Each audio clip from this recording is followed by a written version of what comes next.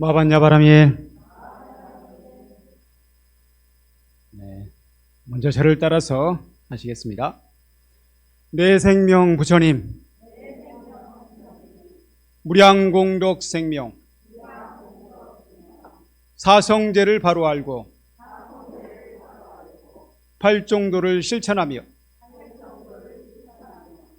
육바라밀을 실천하고 십바라밀도 실천하여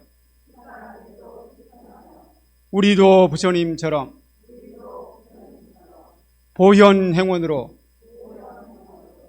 보리 이루리. 네, 감사합니다. 네, 오늘은 팔종도 중에서 바른 정진, 바른 노력에 대해서 말씀드리도록 하겠습니다. 혼이 그렇게들 생각하시는 분 계십니까? 왜 내가 하는 일마다 잘 안 될까? 왜 나는 열심히 하는데 노력해도 안 될까? 그런 생각 해보신 적 없으세요? 그런 생각 안 해보셨어요? 저는 많이 했던 것 같은데, 역시 우리 법부님들은 수승하십니다. 노력해도 안 되는 경우 많죠. 사실 저 친구는 굉장히 열심히 노력하는데 성적은 오르지 않아. 그런 경우도 있잖아요. 그럴 경우 약 3가지 정도를 한번 점검해 볼 필요가 있을 것 같습니다. 첫 번째로, 내가 목표를 어떻게 설정했는지, 원력을 어떻게 세웠는지를 한번 생각해 볼 필요가 있어요. 어떤 사람은 굉장히 높은, 거의 가능성이 없는 목표를 세워놓고는 나는 일이 안 된다고 생각할 수도 있잖아요. 그러니까 옛날 한때 청소년들한테 물어보면 너 뭘 커서 뭐 되고 싶냐? 그러면 뭐 대통령이 되겠습니다. 뭐 이런 경우 있었어요. 뭐 한때는 저는 깡패 조폭이 되겠습니다. 뭐 그런 경우도 있었던 것 같아요. 그런 세대도 있었죠. 그때 무슨 드라마가 모래시계, 그 드라마에서 조폭이 멋있게 나오다 보니까 진짜 조폭이 멋있는 건 줄 알고 청소년들이 장래희망을 쓰라고 하면 상당수가 조폭이라고 썼다고 합니다. 어쨌든 뭐 그런 시절도 있었다고 하고. 어쨌든 목표를 너무 높게 설정하게 되면, 터무니없게 설정하게 되면 잘 안 될 수 있죠. 그렇다고 해서 목표를 무조건 낮게 설정하라는 것은 아니고요. 어쨌든 첫 번째로 점검해야 될 것, 일이 잘 안 된다고 느낄 때 점검해야 될 것, 첫 번째로는 내가 목표를 어떻게 설정했는지 한번 점검해 볼 필요가 있습니다. 그러니까 자기 능력에 맞게 설정을 해야 성취 가능성이 있는 거죠. 첫 번째로는 목표를 어떻게 설정했느냐 볼 필요가 있고요. 두 번째로는 얼마나 노력했느냐, 충분히 노력했느냐, 이걸 볼 필요가 있습니다. 많은 경우 충분히 노력하기가 쉽지 않습니다. 제 경험으로 보면 그렇더라고요. 노력하기가 쉽지가 않아요. 그래서 어떤 경우 이렇게도 이야기하잖아요. 아, 저 친구는 머리가 좋아서 노력만 하면은 대성할 놈이다 라고 하는 경우 많이 들었어요. 저는 그 친구 대체로 대성 못 하더라고요. 왜 못하느냐 하면은 노력하는 것도 능력이기 때문이에요. 노력도 아무나 하는 게 아니에요. 노력이야말로 진짜 큰 능력일지 몰라요. 그래서 저 친구는 노력만 하면 대성할 것이다 하는 친구가 노력하는 경우 아주 드뭅니다. 근데 있긴 있어요. 그런 친구가 실제로 어떤 발심을 해서 어느 순간 노력하게 되는 경우도 있습니다. 그런 경우는 좀 이따 제가 말씀을 드릴게요. 어떤 그런 경우가 있습니다. 근데 많은 경우 노력을 충분히 하지 않는다는 거예요. 노력을 충분히 하지 않았거나 뭐 대강했거나 아니면 노력을 하긴 하는데 꾸준히 하지를 않아요. 꾸준히 하지를 않고, 예를 들자면 시험 볼 때 시험 직전에 막 열심히 하는 거예요. 시험 직전에 밤을 새는 사람, 이런 경우 대체로 안 됩니다. 꾸준히 해야 성공한다 라고 했습니다. 일시적으로 잘 볼지도 몰라. 일시적으로 시험을 잘 볼 수도 있습니다. 근데 벼락 공부하는 사람들 나중에 보면 기본 실력이 안 쌓이더라고. 왜 안 쌓이냐? 벼락 공부는 시험이 끝나면 잊어버려요. 시험이 끝나면 잊어버리잖아요, 많은 경우. 꾸준히 했던 사람은 그게 자기 몸에 배어 있습니다. 몸에 배어 있어가지고 그게 쉽게 잊히질 않아요. 그리고 문제가 약간 다른 각도로 나가도, 응용 문제가 나가도 잘 풀게 됩니다. 그래서 어떤 친구들은 초반에는 좀 공부를 못했는데 나중에 가면서 점점 올라가는 친구들이 있거든요. 그런 친구들은 기본 실력을 충분히 다졌기 때문이에요. 예를 들어 수학 같은 과목을 예로 든다면 수학에 옛날에 기본 정석이라고 있었어요. 기본 정석, 요즘에도 있습니까? 정석 이런 게 있습니까? 정석, 기본 정석 이런 게 쓰잖아요. 정석에 보면은 항상 그 단원에 들어가기 전에 공식이 나오는 단계, 그 공식이 어떻게 나왔는지를 보여주는 문제가 꼭 있어요. 그 문제를 열심히 푸는 사람이 있고 열심히 풀지 않은 사람이 있거든요. 열심히 풀지 않아도 맞아요. 답은 맞출 수 있어요. 답은 공식에 대입하기만 하면 되는 경우가 많기 때문에. 그런데 그걸 약간 응용해서 문제가 나오면 못 풀 때가 많아요. 그런데 어떤 친구들은 막 공식 대강 외워가지고 하는 친구들은 처음에는 점수를 잘 맞아요. 근데 공식을 철저하게 공부한 친구들은 처음에는 잘 못 맞아도 나중에는 잘하게 된다는 거예요. 이게 바로 꾸준히 하는 자세예요. 꾸준히 기초부터 탄탄히 다져나가는 것. 집을 들 때로 생각하면 밑에 기초공사부터 철저히 하는 거예요. 기초공사부터 철저히 하다 보면은 집이 올라가는 것은 늦게 올라가잖아요. 뭐 분명히 아시죠? 이건 뭐 자세히 설명하지 않아도 아시잖아요. 기초공사를 튼튼히 하면은 올라가기는 늦게 올라가요. 그래서 일시적으로는 빨리 성공하지 못한 것 같이 보여요. 그런데 그 집이 오래 가잖아요. 그리고 나중에 수리하지 않아도 괜찮잖아요. 그런데 기초공사를 대강 하잖아요. 대강해서 빨리 올렸어. 그럼 금방 올라갈 수 있으니까 좋잖아요. 뭐 겉으로 보기는 똑같아요. 그런데 좀 지나다 보면 금방 균열이 생기고 문제가 생기기 시작합니다. 그래서 수명이 짧아요. 나중에는 가라앉기까지. 그러면서 건물은 일찍 지었지만 일찍 붕괴되고 오히려 그것 때문에 망하게 돼요. 그렇다는 겁니다. 그 꾸준히 노력하는 거, 이게 중요해요. 그래서 이 두 가지를 먼저 점검을 한 다음에 마지막에는 노력하는 방향을 생각해 볼 필요가 있어요. 방법.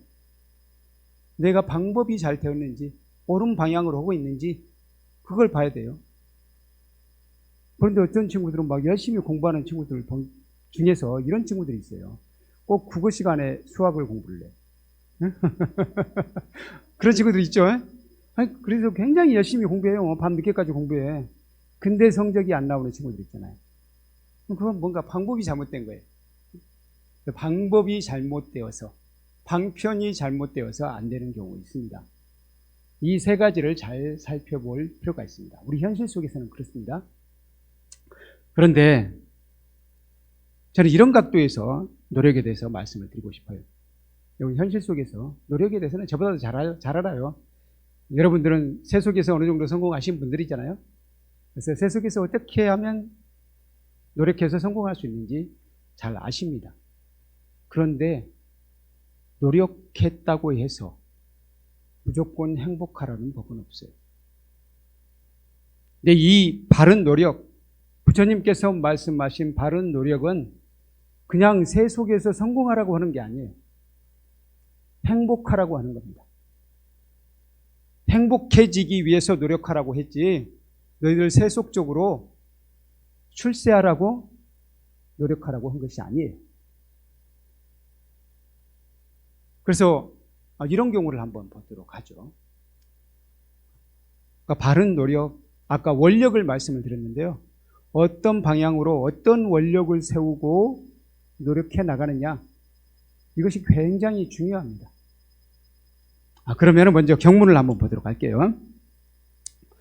제가 자주 읽는 경전, 최상의 행복경이라고 번역하기도 하고, 마망갈라 숫다. 들어보셨죠? 마망갈라 숫다. 마하는 크다는 뜻이고요. 망갈라는 어떤 분은 행복이라고 번역하기도 하고, 어떤 분은 길상이라고 번역하기도 해요. 길상, 길할 길자에다가 상서로울 상, 길상이라고 번역하기도 합니다. 그래서 한자로 그대로 번역하면 대길상경이에요. 숫다는 경이라는 뜻이니까요. 대길상경. 근데 길상이란 말도 우리가 흔히 쓰는 말은 아니잖아요. 우리 불교 경전에서는 길상이 은근히 많이 나오긴 하지만 그렇게 많이 쓰는 말은 아니기 때문에 망갈라를 행복이라고도 합니다. 행복에 빨려는 숫가인데 망갈라도 행복이라고 번역해도 될 것 같아요. 어쨌든 아주 길하고 상서로운 것, 그것이 바로 망갈라예요. 그래서 망갈라 숫다, 큰 행복경, 최상의 행복경, 이렇게 번역을 해도 무방할 것 같습니다. 이 경에 보면은 행복이란 무엇이냐가 나와 있어요. 근데 이 경에 보면은 행복이 특별한 것은 아니에요. 그 중에서 아주 간단한 것만 제가 인용을 했는데요. 그건 같이 한번 읽으실까요? 찾으셨죠? 왼쪽, 우리 법회보 왼쪽 파란 글씨, 파란색 글씨를 같이 읽으시겠습니다. 시작. 알맞은 곳에 살며 공덕을 쌓고 바른 서원 세워 사는 것, 그것이 최상의 행복이어라. 또 좋은 곳을 만나고 좋은 스승을 만나고 가끔은 좋은 법문을 듣는 것, 그것이 최상의 행복이어라.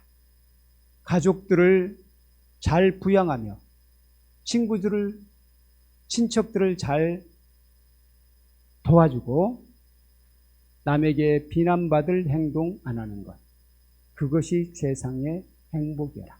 이렇게 되어 있어요. 이 최상의 행복 중에 우리 법우님들이 성취하기 어려운 거 있습니까? 어려울 수도 있어요, 사실.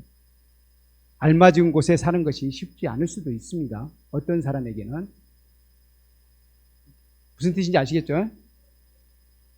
우리 회명보살님이 계속 그 서원을 세우고 있잖아요. 내가 좋은 집을 마련할 수 있도록 해주십시오 하고 기도를 하고 있는데 아직 좋은 집이 마련되지 않았다는 생각이잖아요. 그래서 아직 알맞은 곳이 지금 마련이 안 됐어요. 이렇게 만족하지 못한 사람도 꽤 있잖아요. 근데 그 집이 생각해보면 옛날 사대부의 영의정, 심지어는 왕보다도 더 좋은 집인지도 몰라. 왕의 집에서 이렇게 딱 수도꼭지만 틀면 뜨거운 물이 나온 집이 있었습니까? 요즘에 화장실에서 볼일을 보고 탁 버튼만 누르면 물이 쫙 나와서 씻어주는 그런 것을 왕이 했다는 소리 들어보셨어요? 물론 궁녀들이 그렇게 해줬다고 그러더라고요.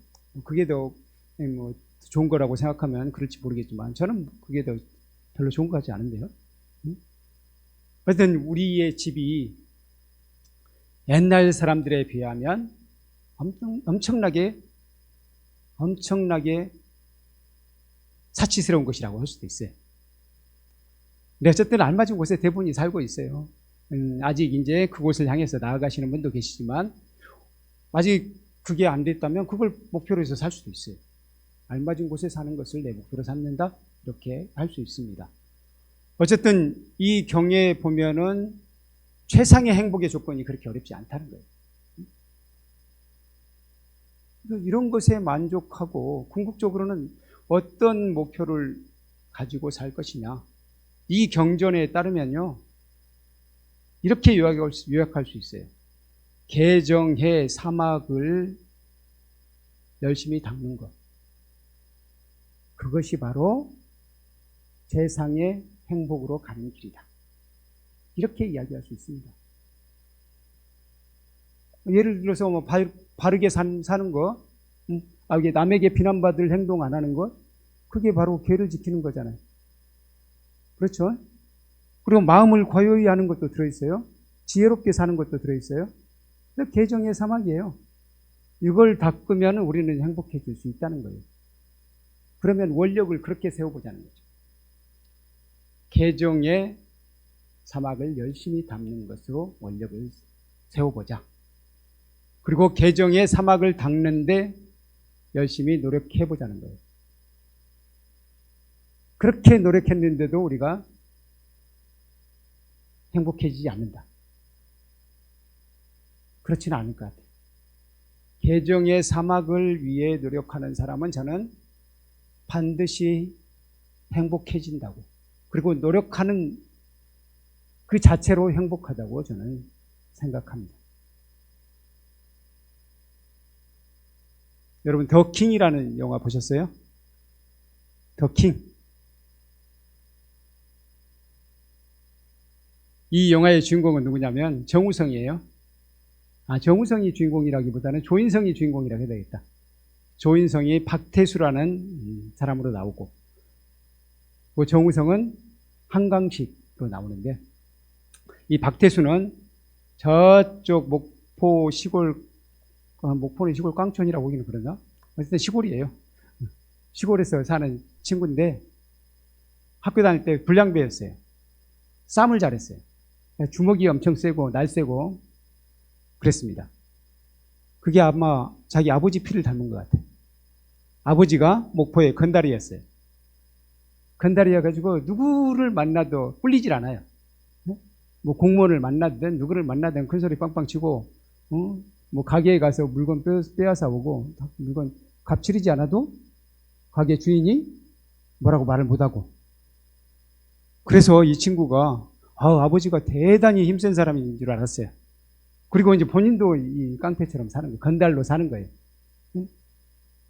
그렇게 살다가 어느 날 집으로 딱 들어오는데 아버지가 어떤 사람 앞에 무릎을 꿇고 있는 거예요. 무릎을 꿇고 살살 빌고 있어요.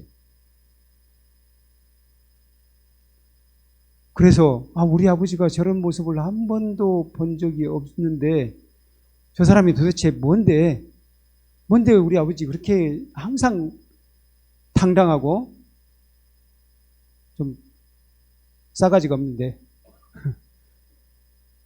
저 사람 앞에서는 저렇게 공손한 모범생이 되어서 무릎을 꿇고 있나, 이런 의문이 든 거예요. 그래서 아버지한테 물어봤더니 그 사람이 뭐냐, 나는 검사였다. 검사. 그러니까 아버지가 계속 건달을 생활을 했으니까 뭐 자주 감옥에도 가고 그랬을 것 같아요. 그러다 보니까 검사가 제일 무서운 거예요. 그래서 이 친구가 생각한 거예요. 자기는 건달이 제법 괜찮은 직업이라고 생각했는데 뭐 검사한테 꼼짝 못하네. 그래서 그날부로 목표를 달리합니다. 검사가 되겠다. 근데 공부도 안 하고 건달처럼 생활하던 놈이 갑자기 검사가 되려는 원력을 세운다고 해서 되겠습니까? 안 될 것 같아요. 현실에서는 거의 안 될 것 같은데 영화에서는 되더라고요. 이 친구가 머리는 좋았는가 봐요.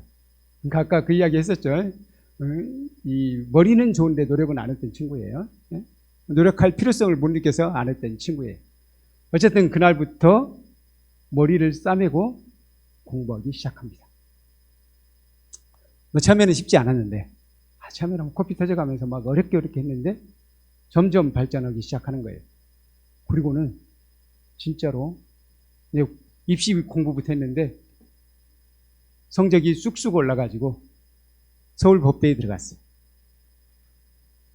서울법대에 들어가서 운동권에 들어간 건 아니고요.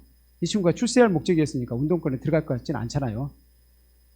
근데 예전에 80년대에는 운동권에 들어가지 않아도 그 옆에만 있다가도 잘못 잡혀가는 경우 있어요. 어쨌든 그 대열에 휩쓸려가지고 잡혀갑니다. 하여튼 이제 그렇게 했는데, 하여튼 저희 여자친구의 도움으로, 여자친구 아버지가 고위직이었어요. 도움으로 어쨌든 빠져나와요. 그렇게 해서 다시 이제 고시 공부를 합니다. 고시 공부 합격하겠어요? 안 하겠어요? 합격해야 얘기가 될 것 같죠? 뭔가. 고시 공부에, 고시에 합격을 해요. 합격해서 검사가 됩니다. 근데 여러분들 검사가 되면 대단한 권력을 거머쥘 것 같지만 그렇지 않습니다. 사실상은 별 볼 일 없어요. 그냥 공무원 중에 하나예요. 이 친구도 그런 거예요. 그냥 자기가 검사가 되면 그냥 사람들이 자기 앞에서 벌벌 길 줄 알았더니 아닌 거예요. 그리고 막상 뭐 대단한 건 아닌 거예요. 그냥 뭐 일종의 약간 고급 공무원인 거예요. 뭐 그렇게 공검사가 돼도 별로 낙이 없었어요. 그런데 누구를 만나느냐? 바로 정우성, 한강식을 만납니다. 한강식이 어떤 사람이냐면 정치검찰이에요. 정치검찰이어서 주로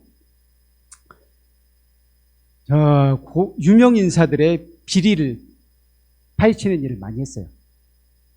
그러니까 예를 들자면 우리 뭐 특검이니 뭐 그런 거 있잖아요. 특별수사본부 이런 데에 한번 발탁이 되면 그런 쪽을 계속 하게 되는 가능성이 있는 것 같아요. 이렇게 되면서 이 친구가 뭘 많이 알게 되냐면 고위직, 유명인사 또는 뭐 연예인들 같은 유명한 사람들이잖아요. 이런 사람들의 비리라면 비리 또는 문제점이란 문제점 이런 것들을 많이 알게 돼요. 약점을 많이 알게 돼요. 약점을 많이 알게 되다 보니까 그걸 이용하기 시작합니다.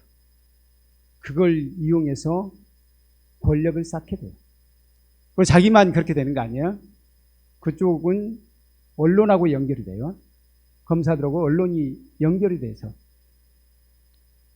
이슈를 뭔가 사회에 좀 곤란한 이슈가 있다. 그러면 예를 들자면 유명 연예인의 비리를 터뜨립니다. 유명 연예인이 마약을 한다더라 하고 그걸 수사를 하게 돼요. 그러면은 세상이 떠들썩하게 되잖아요. 떠들썩하게 되면서 다른 이슈가 묻혀요. 그러니까 예를 들자면 이런 정치검찰인 거예요. 그러니까 권력이 막강하죠. 바로 박태수가 한강식에게 발탁이 돼요. 이때부터는 진짜 힘 있는 검사가 될 수 있겠죠? 그렇게 발탁이 되어서 열심히 이용당합니다. 이용당하다가 자기 친구 깡패가 있어요. 그 깡패가 연루가 되면서 이 친구는 뭔가 이용하기에 불편해진 거예요. 한강식에. 그래서 떨어냅니다. 자지방으로 쫓아내버려요. 쫓아내니까 이 친구는 그렇게 호식하면서 잘 대우받고 살다 보니까 거기에 익숙해져 있잖아요. 그러니까 지방으로 좌천이 되니까 그걸 견딜 수가 없는 거예요. 견딜 수가 없어서 이 친구는 이제는 그냥 자포자기하는 심정으로 술이나 마시면서 이렇게 타락해 가고 있어요. 그때 또 연락이 옵니다. 한강식에게. 너에게도 기회를 주겠다. 연락이 와요. 연락이 와서 서울로 올라가게 됩니다. 잘 올라갈 것 같아요? 이 친구는 한강식의 비밀도 많이 알고 있고 그래서 한강식의 편이 안 되면 사실은 이용 가치가 없는 거예요. 오히려 이 친구는 약간의 시한폭탄, 오히려 문제의 소지가 있어요. 그래서 올라가는 길에 의문의 교통사고를 당합니다. 뭔지 아시겠죠? 올라가다 보니까 뭔 큰 트럭이 와가지고 갑자기 밀어붙여버려요. 그러면서 우리 박태수의 인생은 끝난 것 같아요. 영화가 뒷부분에 저도 그리 말이 해져 버렸어요. 좀 생각이 안 나는데 어쨌든 박태수의 인생은 그런 식으로 비극적으로 마무리됩니다. 박태수 나름대로 열심히 살았잖아요. 노력했어요. 근데 뭘 위해서 노력했느냐? 이게 굉장히 중요한 거예요. 진정한 행복을 위해서 노력했느냐? 아니면 나 자신의 출세, 자신의 영락을 위해서 출세를 했느냐? 그걸 생각해 볼 필요가 있습니다. 그걸 위해서 노력했느냐? 그래서 잘못된 노력은 자신을 행복하게 만드는 것이 아니라 오히려 파멸시킬 수도 있다. 그걸 알아야 돼요. 그래서 부처님께서는 그렇게 말씀하신 거예요. 바로 개정의 사막을 위해서 노력하라 라고 이야기했고, 알맞은 곳에 살고 가족들을 잘 부양하고 또 친구들에게 좋은 사람이 되는 거, 여기에 노력해야지 네가 스스로 출세해서 벼락부자가 되거나 뭐 권력을 거머쥐거나 그걸 위해서 노력하라고 부처님께서 말씀하지 않으셨어요. 그렇다고 해서 그걸 하지 말라는 건 아니에요. 또 권력을 잡는 사람 누군가 있어야 되잖아요. 그리고 권력을 잡은 사람이 선량하면 이 사회가 좋아지는 거잖아요. 그래서 그걸 목표로 삼는다고 해서 무조건 안 좋은 건 아니에요. 근데 박태수처럼 검사가 진짜 힘이 있더라 해가지고 나도 그 힘 한번 가져보겠다, 그런 마음으로 노력했을 때는 문제가 있을 것이다. 근데 여러분들이 이렇게 반문하실 겁니다. 박태수는 영화 속의 인물이잖아요. 실제 현실 속에서는 그런 식으로 노력해가지고 잘 사는 사람 많습니다. 이렇게 반문하시겠죠? 그렇게 하고 싶지 않으십니까? 근데 저는 이렇게 말씀드리고 싶어요. 물론 그 사람들이 나름 사회에서 우리가 볼 때 성공했다고 느껴지는 사람들 꽤 있을 겁니다. 근데 그 사람이 진정으로 행복하다고 할 수 있을지 저는 그렇게 장담하지는 못하겠어요. 그런 삶 속에서는 저는 절대로 행복해질 수 없다고 생각해요. 설사 일시적으로 행복한 것처럼 보일 수도 있어요.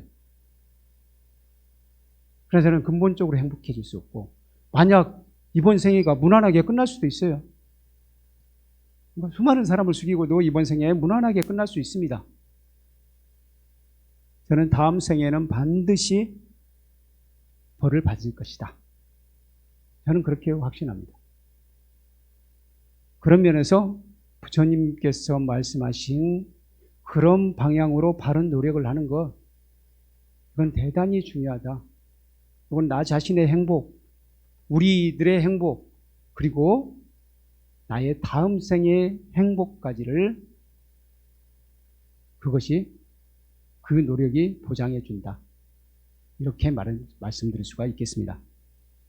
그래서 부처님께서는 바른 노력을 4가지로 정리하셨습니다. 우리 법회보 오른쪽 페이지 한번 보시기 바랍니다. 오른쪽에 부처님께서는 바른 노력을 4가지로 정리해 주셨습니다. 그 다음 문장이죠. 파란 글씨로 되어 있죠. 이 파란 글씨만 한번 같이 읽으시겠습니다. 첫째부터. 첫째, 아직 나타나지 않은 불건전한 씨앗은 생기지 않도록 노력할 것. 둘째, 이미 나타난 불건전한 씨앗은 없애도록 노력할 것. 셋째, 아직 나타나지 않은 건전한 씨앗은 생기도록 노력할 것. 넷째, 이미 나타난 건전한 씨앗은 잘 나타나도록 노력할 것. 자, 불건전한 씨앗과 건전한 씨앗이 있습니다. 불건전한 씨앗이 아직 안 나타났어요. 불건전한 씨앗이 아직 나에게 안 나타났어요. 불건전한 씨앗이라면 예를 들자면 뭐가 있을까요? 예를 들자면 이건 쉬운 예로 하죠. 늦잠 자는 버릇이 아직은 없어요, 나한테. 그러면 그 늦잠 자는 버릇이 안 생기도록 해야 돼. 그렇죠? 늦잠 자는 버릇이 안 생기도록 하려면은 예를 들어서 밤중에는 가급적이면 일정한 시간에 잠을 자거나, 그렇게 하면 늦잠을 안 자게 되잖아요. 근데 늦게 자게 되면 아무래도 늦잠 자게 되잖아요. 그러니까 예를 들자면 그렇게 이야기할 수 있겠고요. 그리고 불건전한 씨앗이 이미 생겨버렸어요. 이미 늦잠 자는 버릇이 생겨버렸어. 이런 경우는 그 씨앗을 없애도록, 줄여나가도록 노력해야죠. 늦잠 자는 버릇이 있다고 하면은 그 전날 좀 일찍 잠을 청한다거나, 아니면 충분히 숙면을 취한다거나, 아니면 건전한 생활을 한다거나. 건전한 생활을 하게 되면 사실 규칙적인 생활하고도 연결이 되잖아요. 그렇게 되면 늦잠 자는 버릇도 차차 없어질 수 있습니다. 그렇고요. 이건 불건전한 씨앗이고요. 건전한 씨앗이 아직 안 생겼습니다. 건전한 씨앗. 예를 들자면 나는 항상 미소 지으면서 우리 도반들에게 인사하는 습관이 아직 안 생겼어요. 그러면 그걸 생기도록 노력하면 되잖아요. 나도 이제 오늘부터는 우리 도반들에게 열심히 항상 미소 지으면서 누구를 만나든 미소 지으면서 인사를 해보겠다. 이런 습관을 만들어 나가는 거예요. 이게 없는 씨앗을 만드는 거예요. 또 건전한 씨앗이 이미 있어요. 이미 내가 어느 정도는 잘 하고 있어요. 그러면 그걸 더욱 발전시켜 나가는 거예요. 바로 그게 부처님께서 말씀하신 바른 노력의 4가지 방법입니다. 너무 간명하죠. 너무 간명한데 좀 너무 쉽기도 하네요. 너무 쉽기도 하죠. 사실 부처님의 말씀 상당 부분이 쉬운 게 많아요. 어려운 건 막 이야기하잖아요. 누군가가 잘 모르겠는 건 그냥 안 들으셔도 돼요. 알아들을 수 있는 것만 실천해도 제가 보기에는 충분해요. 알아들을 수 있는 것만 해도 충분히 성불합니다. 뭔 말인지 모르는 게 있는 거, 유식, 이 구사론에 굉장히 어려운 말도 있잖아요. 그건 모르셔도 충분히 성불해요. 그걸 알아들으실 수 있는 분은 굉장히 공부를 잘하신 분이니까 그렇게 하시면 되고요. 근데 그건 보통 아무리 들어도 못 알아듣겠다 하시는 분은 하나도 안 들어도 돼요. 그래도 충분하다. 우리 모두의 저하고 같이 외쳤던 구호, 그 4가지, 사성제 8정도, 6바람에 10바람이 5가지는 한 가지 더 있네요. 보현행운. 이것만 제대로 알아도 충분합니다. 이것도 5가지도 너무 많습니다 라고 생각하시는 분 계시죠? 그럼 그 중에 하나만 하세요. 저는 5가지 너무 벅찹니다. 저는 숫자가 제일 적은 사성제가 저한테는 맞는 것 같습니다. 사성제 하나만 하셔요. 사성제 하나로 충분합니다. 부처님 바른 노력들을 이렇게 간단하게 말씀하셨어요. 부처님 가끔 이제 어렵게 말씀하신 경우는 근기가 좀 더 있는 분들을 위해서, 그런 분들은 어렵게 얘기해 주면 더 실천을 잘하거든요. 근데 그런 분들을 위해서 어렵게 말씀하신 경우도 있지만 대체로 알아듣기 쉽게 말씀하셨다. 그래서 알아듣기 쉽게 말씀하신 만큼 우리도 열심히 실천하면 되겠습니다. 그래서 제가 드린 말씀 다 이야기했어요.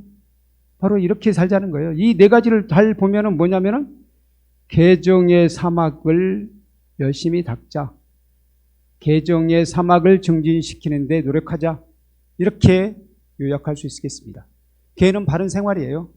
바르게 생활하는 것, 열심히 하자 하는 것이고요. 정, 마음을 고요히 하는 것에 노력하자.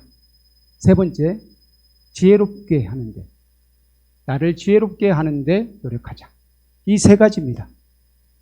이 3가지 아주 간명하죠? 바로 그런 노력이 우리에게 필요하다. 이렇게 말씀드릴 수가 있겠습니다. 네, 그러면 시를 한 편 읽도록 하겠습니다. 여기서 같이 읽으실까요? 네, 오른쪽에 맨 마지막입니다. 시작. 한 줄기 차가운 등불 아래 경전을 읽느라 밤눈이 빈 뜰에 가득 쌓이는 줄 몰랐어라. 깊은 산 나무들은 연주를 멈추었고 때맞춰 처마 및 고드름이 솜도를 두들기네. 눈이 올 때,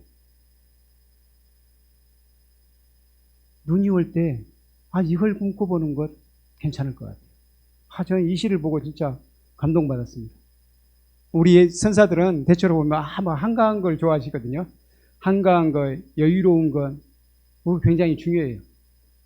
근데 우리 철선 해집스님은 좀 다른 각도에서 말씀을 하셨더라고요.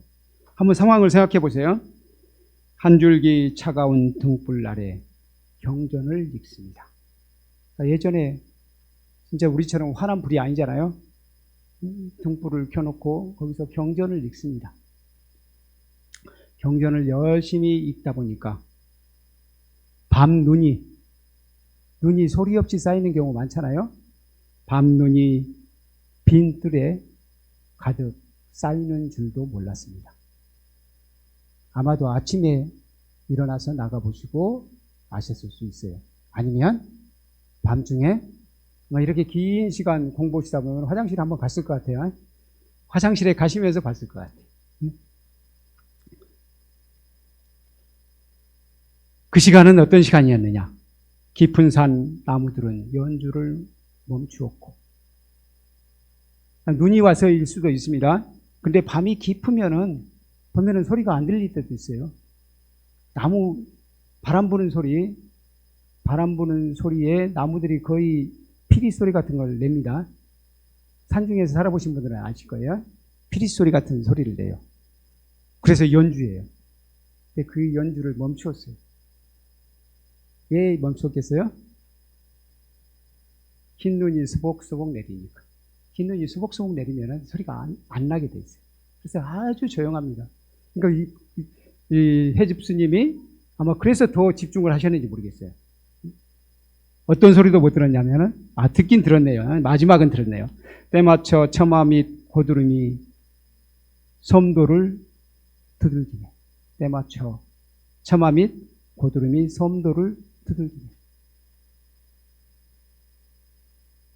날씨가 점점 추워지면 모르겠는데 눈이 올 때는 의외로 따뜻한 경우 많아요. 눈이 올 때는 의외로 따뜻한 경우가 많습니다. 그래서 고드름이 아주 길게 얼어 있다가 오히려 녹아서 툭 떨어지는 소리가 나요. 그런 소리 많이 들어보셨어요? 다들 들어보셨네요. 우리 법인님들은 다들 훌륭하게 사신 거예요. 그런 소리 한 번도 안 들은 사람 은근히 많습니다. 고드름이 뚝뚝 떨어지는 소리, 뚝 떨어지는 소리. 그 소리 정말 듣기 좋습니다.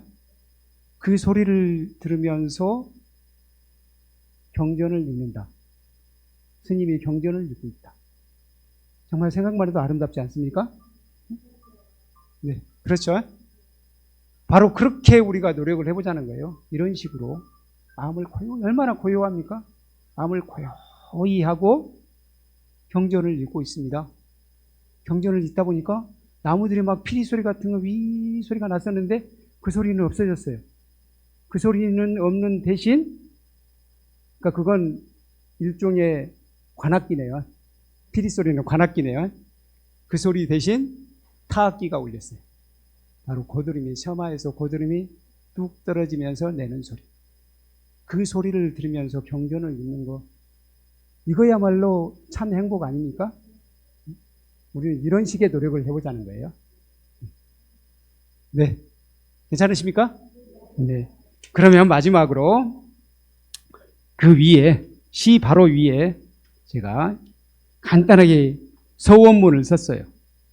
이걸 합장하시고 마지막 함께 서원하시면서 마무리하도록 하겠습니다. 네, 읽겠습니다. 시작. 부처님, 오늘 하루도 부지런히 정진하면서 살아가겠습니다. 저와 이웃 그리고 세상 모든 존재를 위하여 제가 맡은 일에 최선을 다하겠습니다. 매 순간 저의 몸과 마음을 알아차리겠습니다. 그리고 모든 존재를 자비의 눈으로 바라보겠습니다. 부처님이시여, 정진하는 저의 마음에 힘을 불어 넣어주시고 불퇴전의 용기를 주시옵소서. 네, 감사합니다. 이상 마치겠습니다. 마반야바라미.